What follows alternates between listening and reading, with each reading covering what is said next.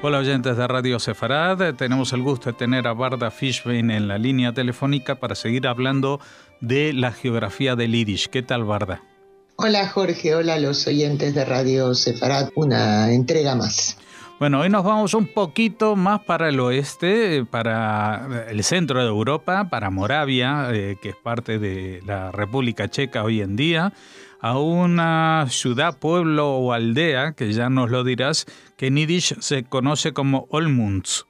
Olmütz, efectivamente, la escritura, checa es Olomouc, y efectivamente es una ciudad de Moravia en la República Checa actual, pero los judíos llamaban en Yiddish de dos maneras, Olmice o Olmütz, siendo este el nombre más frecuente utilizado. Está situada a orillas del río Morava y hasta 1918 perteneció al Imperio Austríaco como gran parte de esa zona. La primera referencia a los judíos de la localidad aparece en un documento de regulación de pagos de impuestos que data nada menos que del año 906. Por entonces no había un barrio de residencia segregada en el shtetl y disponían de una casa de oración. En el siglo XI sí que se les obligó a vivir en determinada zona acotada, a pagar impuestos especiales y a llevar un parche de color amarillo en sus ropas. Casi todos los judíos de la zona eran comerciantes o se ganaban la vida practicando oficios. Los cruzados, que asolaban Olmütz periódicamente desde finales del siglo XI hasta el XVIII, hacían que la vida de los judíos de allí fuera muy peligrosa. Por otra parte, el rey Ottokar II y los monarcas que le sucedieron les concedieron a los judíos una serie de privilegios en 1254 y su vida mejoró notablemente. Las relaciones con el poder eran excelentes a tal punto que cuando la ciudad fue visitada en 1311 por el rey Johann, la comunidad lo recibió con cánticos y en procesión portando los rollos de la Torá. Pero en 1454, casi 40 años antes de la expulsión de España, el rey Ladislao el Póstumo los expulsó de Olmütz. Sus bienes fueron confiscados por el municipio. Pese a ello, la presencia individual de algunos judíos siguió siendo tolerada bajo la protección de las autoridades. Pudieron continuar con sus negocios siempre que estuvieran solo de lunes a viernes. 3 siglos más tarde, la prohibición continuaba. En 1745 fue confirmada por la reina María Teresa de Austria. En 1848 fueron autorizados a residir nuevamente los judíos en Olmütz. Se refundó la Kehilá con judíos procedentes de otros pueblos que instalaron allí sus tiendas, sus comercios, pero no faltaron los incidentes. Al primer judío que llegó con permiso de asentamiento lo esperaba una turba que lo apresó y lo sacó de la ciudad subido a un coche fúnebre. No obstante, casi 20 años después, en 1863, se abrió una casa de oración y 2 años más tarde, la Unión Cultural Judía, al igual que se consagró un cementerio en 1867. El gobierno reconoció a la comunidad como entidad religiosa y cultural independiente en 1892 y las actividades judías adquirieron una situación floreciente. Se construyó una hermosa sinagoga en 1897 y ese año se reunió en la ciudad el primer Congreso Sionista de Austria, dado el incremento del activismo sionista local de diversos signos. Entidades deportivas activas desde 1901 se unieron y formaron el Club Maccabi en 1927. Asimismo, la organización deportiva sionista Koach abrió una sede en Olmütz en 1913 y llegó a tener un club de fútbol profesional en la ciudad. Checoslovaquia se convirtió en una nación independiente tras la Primera Guerra Mundial, en vísperas de la desaparición del Imperio Austrohúngaro, y así se mantuvo hasta la Segunda Guerra Mundial. Este gobierno otorgó también a los judíos autonomía como minoría religiosa y cultural. Entonces comenzaron a incorporarse a la política nacional y aumentó una vez más el activismo sionista. En el año 1919, 2 miembros del Partido Nacional Judío fueron electos para el Consejo Municipal de Olmütz. El doctor Ludwig Meissner, oriundo de la ciudad, fue elegido para integrar el comité central de las organizaciones sionistas y durante un periodo la localidad fue centro regional del sionismo. Por ejemplo, la 6ª conferencia de la región se celebró allí en el año 1924. El Partido Socialista Sionista Poalei Zion se estableció en Checoslovaquia en el año 1928 y en 1937 participaron 191 judíos en la selección para el 20º Congreso Sionista. En 1930 vivían en Olmütz alrededor de 2.200 judíos. Tenían una Hebra Kadishá, la sociedad de entierros, una sociedad femenina, una organización que sostenía con becas a los estudiantes, una asociación literaria y una mutual de ayuda. Los nazis invadieron la ciudad en 1939 e incendiaron la sinagoga en la noche del 15 al 16 de marzo de ese mismo año. Y se instruyó a los bomberos para que no intervinieran, aunque sí debían preservar del fuego los edificios aledaños. Como los alemanes concentraron en Olmütz a los judíos de los alrededores, en 1941 estos eran más de 4.000, de los cuales 3.200 fueron deportados a campos de exterminio previo internamiento en Theresienstadt. Antes de la deportación, 1.913 documentos, 343 libros y 140 objetos de culto religioso fueron trasladados al Museo Central Judío de Praga. A mediados de 1942 solamente quedaban en Olmütz 232 sobrevivientes. Los niños judíos fueron expulsados de las escuelas y sus padres respondieron con clases dadas en sus casas. En mayo de 1942 se ordenó el traslado de 900 judíos al gueto de Theresienstadt y los transportes se sucedieron en junio y agosto. Los que pudieron quedarse, por considerarse los imprescindibles, fueron los que se habían casado con personas cristianas. Igualmente se los transportó a Terezin en marzo de 1945, desde allí se los envió a campos de concentración y exterminio, donde la mayor parte murió.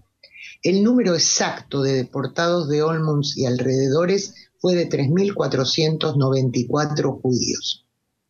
Acabada la guerra, volvió a establecerse una pequeña comunidad integrada por los sobrevivientes de la ciudad y alrededores, unas 200 personas. En 1949 se erigió un memorial de las víctimas de la Shoah en el cementerio, se restableció la Hebra Kadishá y una sociedad mutual de ayuda.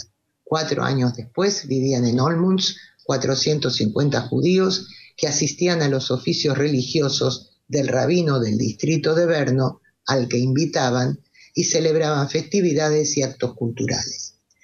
Las autoridades comunistas de posguerra hicieron un parque donde había estado la sinagoga y colocaron allí estatuas de Lenin y Stalin, pero en el año 1990 se fijó una placa de recuerdo en cuya inscripción se lee: en este lugar estuvo la sinagoga arrasada por el incendio provocado por la sección local de los nazis el primer día de la ocupación, 15 de marzo de 1939.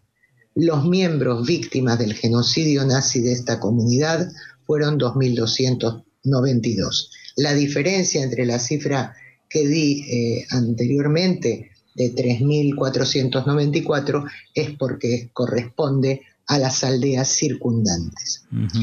En 1991 la Keilah contaba con 55 integrantes, entre ellos 6 niños y 4 adolescentes. Un número similar de judíos también vivían en Olmütz, pero no se identificaban como tales. Cuando en 1993 se produjo la partición de Checoslovaquia, la ciudad se convirtió en parte de la República Checa.